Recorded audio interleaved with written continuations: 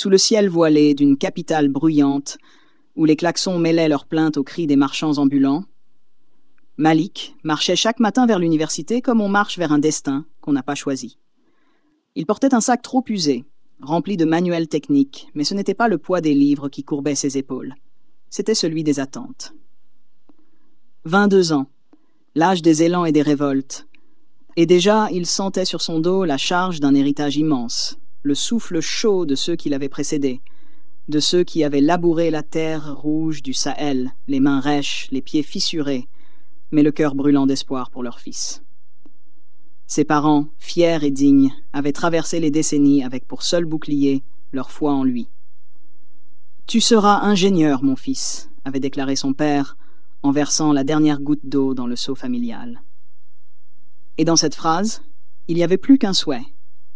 Il y avait une prophétie, un serment, une dette sacrée. Mais Malik, lui, entendait un autre appel. Ce n'était ni le bruit des circuits imprimés, ni le chuchotement des algorithmes. Non, c'était le vent qui passait entre les arbres du campus, qui portait l'odeur du sable lointain, qui semblait lui murmurer des vers oubliés. Il rêvait d'écrire les douleurs muettes, de transcrire les silences des femmes fatiguées, de faire danser les souvenirs sur la page comme des feuillages pris dans une bourrasque. Il voulait raconter le monde non pas comme une machine, mais comme un poème. Et pourtant, il n'osait pas. Car il est difficile d'écouter son cœur quand tant de voix, si pleines d'amour, chantent un autre chemin. Mais souviens-toi, toi qui te reconnais en lui, les rêves qui brûlent en silence finissent par consumer l'âme. Et si tu ressens en toi cette flamme, ce besoin irrépressible de dire autrement, d'aimer autrement, de vivre autrement, alors avance, même à pas tremblants. Car il vaut mieux tomber 100 fois en poursuivant sa vérité que vivre debout dans un mensonge hérité. Dans cette université immense, semblable à une ville dans la ville, avec ses tours de béton, ses amphithéâtres pleins comme des arènes modernes et ses couloirs infinis résonnant des pas pressés de la jeunesse, Malik avançait chaque jour sans vraiment savoir où il allait. Il passait d'une salle à l'autre, le regard souvent figé non pas sur le tableau mais au-delà des vitres, là où le ciel gris semblait toujours sur le point de pleurer une vérité qu'aucun cours ne pouvait enseigner. Il écoutait les professeurs dérouler des équations complexes, des schémas de circuits et des algorithmes comme on récite des psaumes anciens, mais en lui, rien ne s'éveillait, rien ne vibrait. Il comprenait, oui, il retenait même, car il était intelligent, discipliné et respectueux du sacrifice de ses parents. Mais au fond de lui, chaque équation résolue laissait un vide un peu plus profond, comme un chant sans écho. Il rendait ses devoirs avec exactitude, toujours à l'heure, toujours soigné, mais sans âme. C'était comme frapper un tambour sans conviction. Le son sortait, mais ne touchait personne. Le soir, dans sa chambre étroite où l'ampoule nue pendait comme une lune fatiguée, il ne rouvrait pas les manuels d'ingénierie. Non. À la place, il sortait des feuilles volantes, froissées et tachées, qu'il remplissait de mots, de phrases longues comme ses pensées, de poèmes qu'il ne montrait à personne. Il écrivait la douleur des femmes fatiguées au marché, la solitude des enfants des rues, les rêves brisés des pères migrants. Il peignait avec ses mots un monde que personne ne lui avait enseigné. Et toi, si tu ressens ce même vide quand tu marches dans un chemin tracé par d'autres, si ton cœur bat plus fort pour ce que tu fais dans l'ombre que pour ce que tu montres en plein jour, écoute cette voix en toi, car elle est la trace d'une vérité, elle est l'appel sacré de ton essence. Ce n'est pas fuir que d'honorer ce qui brûle en toi, c'est se retrouver. Et dans ce monde qui pousse tant à l'uniformité, oser être soi est une révolution silencieuse, mais infiniment puissante.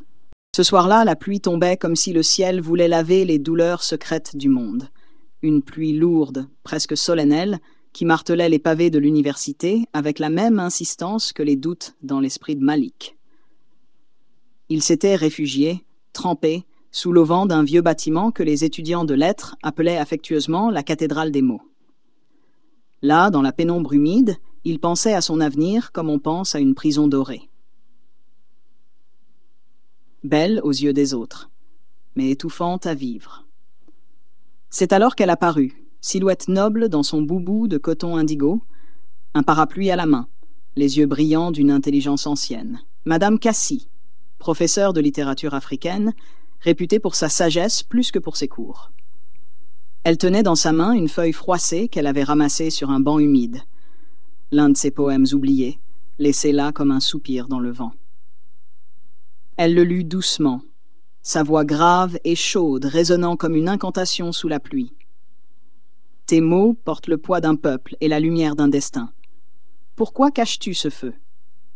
Malik baissa les yeux, la gorge nouée, comme si elle avait dévoilé une blessure qu'il s'efforçait de cacher. « Parce que ce feu n'achète pas de pain, madame. » Elle ne répondit pas tout de suite. Dans le silence vibrant qui suivit, elle lui tendit un livre. « L'étranger » de Camus, comme on tend une clé à un prisonnier. Lisse. Et ensuite, écris-moi ce que tu ressens. Pas ce que tu comprends, ce que tu ressens. Et dans ce geste simple, il y avait plus qu'un conseil. Il y avait une permission. La permission d'exister autrement. D'écrire non pour réussir, mais pour se libérer.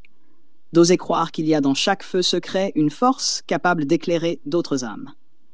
Alors, toi aussi, si tu portes en toi un brasier que tu n'oses pas montrer, n'attends pas qu'il s'éteigne en silence. Écoute ceux qui reconnaissent ta lumière. Suis ceux qui te tendent des livres comme on tend la main. Et souviens-toi, les vraies rencontres ne changent pas notre route, elles révèlent celles que l'on portait déjà en silence. Dès lors, Malik devint un funambule de l'âme, marchant chaque jour sur la corde tendue entre deux mondes, deux vérités, deux fidélités.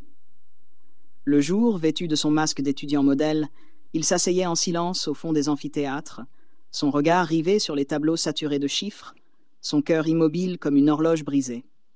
Il prenait des notes, oui, il hochait la tête, il répondait aux questions, mais son esprit vagabondait loin des circuits imprimés, vers des paysages intérieurs où les mots coulaient comme des rivières, où les émotions prenaient racine comme des arbres anciens.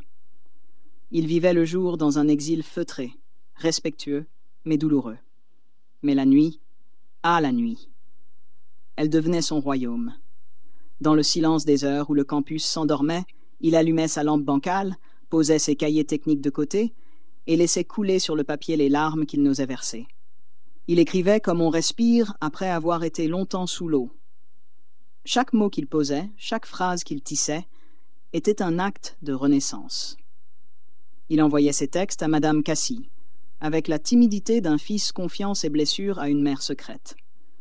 Et elle, patiemment, avec cette bienveillance forgée dans l'amour des mots et la connaissance des douleurs humaines, corrigeait, commentait, nourrissait cette voix encore vacillante, mais déjà pleine d'or.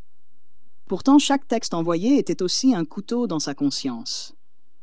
Car au bout du fil, chaque dimanche, sa mère l'appelait, sa voix pleine de fierté et de fatigue contenue. « Mon fils, tu tiens le flambeau. Ne le laisse pas s'éteindre. » Et ce flambeau, c'était le rêve d'un père analphabète mais visionnaire. C'était le symbole d'un combat transmis à genoux dans la poussière. Alors que faire, quand suivre son cœur semble trahir ceux qui l'ont protégé avec le leur? Mais toi qui lis ces lignes et reconnais cette tension, sache ceci, il n'y a pas de trahison dans la vérité.